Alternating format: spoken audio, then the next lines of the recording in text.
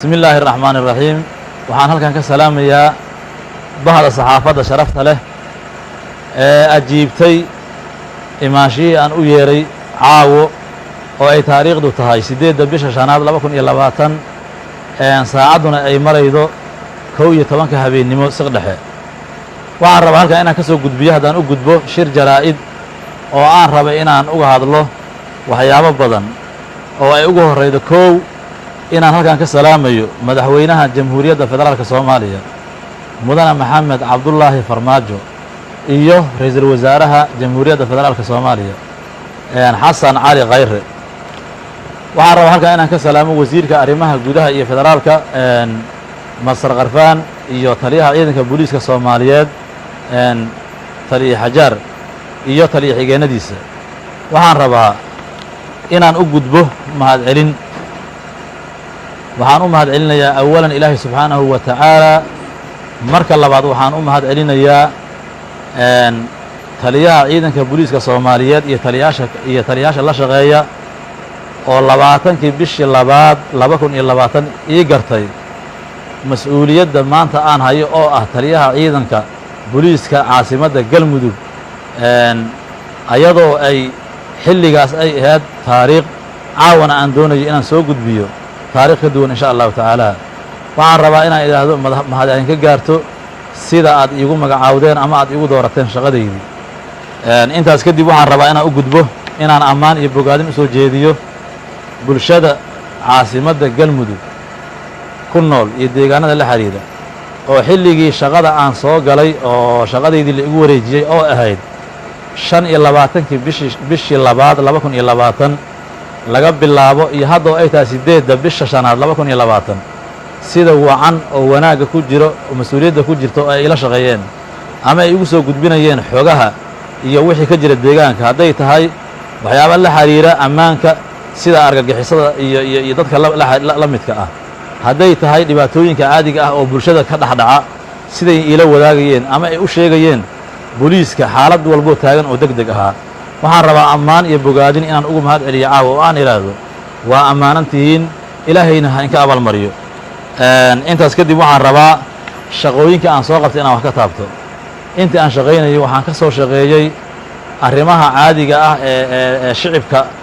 dacwooyinka hadday tahay arrimihii kale sugidda amniga ee la xiriira baraha koontaroolada iyo wixii soo gelaya magaalada iyo wixii ka baxayaba waxyaabaha aan soo qabtay waxaa ka mid ahaa kiisas dil ah hadday tahay kiis dila oo ka dhacay reer dhexdooda ka dhacay hadday tahay kiis dila oo ka dhacay ciidamada oo aan maareeyey oo aan gacan ku soo dhigay raggii dilka geystay oo caawa ay yihiin ilaahay mahadiis maxkamad sugayaal waxaan rabaa inaan ammaano shaqadaas intaan gudanayay inuu qayb uu ka ahaa maxkamadda ciidamada qalabka sida oo halkan noogu yimid shuute oo ah janan ka mida saraakiisha Soomaaliyeed ayadoo uu igala qayb qaatay ama aan ka wada shaqaynay hawshii tartiibinta maxkamadda dilkii Allah u naxariistay Shaafici oo ka dhacay deegaankan ayadoo aan ku soo gabagabeynay si wacan soona gaartay heer xukun dhaco haddana insha Allah tacaala ay dhici doonto xukunka in la fuliyo Ilaahay idankii intaas kadib waxaan doonayaa inaan u gudbo caqabado shaqo waxaa jiray intii shaqada aan ku jiray caqabad aan la kulmayay waxaa main points ka ah ama ugu weyn caqabadka aan la kulmay shabakado shaqaynaya oo isku xiran oo deegaankii soo gaaray oo u dhisan dal iyo dibad dhaqaalana aruursanayay oo aan intaan shaqada ku jiray taariikhda marka ay ahayd 24kii bishii saddexaad 2020kii xilli habeenimahoo 11 iyo 50 daqiiqo inaan gacanta ku soo dhiga laba eedaysane oo markii hore ay soo gudbiyeen shicibka dhinac aqoon la'aan kadib markii aan soo qabanay booliiska ay keeneen xilligaas habeenimada ah saldhigane aan la xiriirinay oobiga sida sharciga ah ayagoona meeshaas aan ugu qornay qoraal suspectina geliyey oo inay kala hadleen warbixinta ay dhiibeen kadib waxaan samaynay baaris fudud ama markaas degdeg aheed oo ku saabsan waxyaabaha ay isticmaalayeen moobeelada annagoo aan ku aragna kiisas u baahnaa shabakad ahaan in la dabagalo haddii ay kiis ku soo yeeshaana lagu qabto hadday kiis ku soo yeelo waayaanna sida sharciga ah booliiska Soomaaliyeed oo fasaxooda oo siiyo nasiib darro ma dhicin waxaan xiray 24kii bisha saddexaad 2020 xilli saqdhaxa ah waxaa la sii daayey nimankaas tuhmanayaasha ah oo shabakada ah oo aan hore u joogi jirin deegaankan ninka ugu dhowna oo ku soo biiray habeen kin kalena oo ka horreeya maalin in awood la iigu sheegtay in la sii daayo oo aan loo oggolaan baaris xitaa qaadatay 6 saac waa dareemi kartiin labadii habeennimo saq dhexe ayaan waxaan u dhaadhicinay stationka inaan ku xidhnay kadib markii aan oobiga marinay 3 saac subaxnimada cagajugleyn iyo awood sheegasho waxaa la sii daayey maxaabiistii labada ahaa oo shabakadda dal iyo dibad isugu xiraa waxyaabihii macluumaadka ahaa ka aruurina intii aan haynay oo saacadaha ahaa ama aan aragnay ayadana la dafiray ee nalagala wareegay si macnaha aan ku dhisnayn sharciga anoo xaq u lahaa taliyihii saldhigga dhuusamareeb inaan baaristaas meel aan geeyo haddii ay kiis soo yeeshaanna aan la soo wadaaga madaxda iga sarrayda shaqada hadday kiis yeelo waayaanne aan la soo wadaaga madaxa shaqada ila laheyd oo ay ahayd shaqo aan gutay ama waajibkayga ay ahayd kadibna la siiyo madax bannaanidooda nasiib darra mana dhicin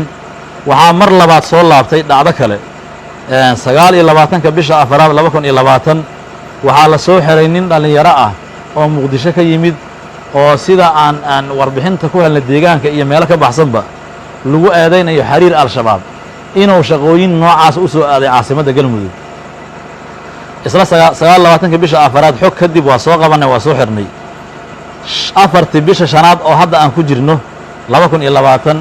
anigoo goobta shaqo ka maqan ayaa la sii daayey eedaysanihii ayadoo loo gudbiyey degmada Cadaado lagana sii daayey saldhigga caasimadda galmudug ee dhuusamareeb ma aysan jirin in la sugo in kiiska aan baaraynay ama howlaha u imaada shaqo ahaan xiriirka uu la leeyahay argixisada intaba inaan ka gungaarno oo meel aan gaarsiino waa ayaan darro saldhiggii shaqadiisa aan hayna haddiina lagu aamini waayey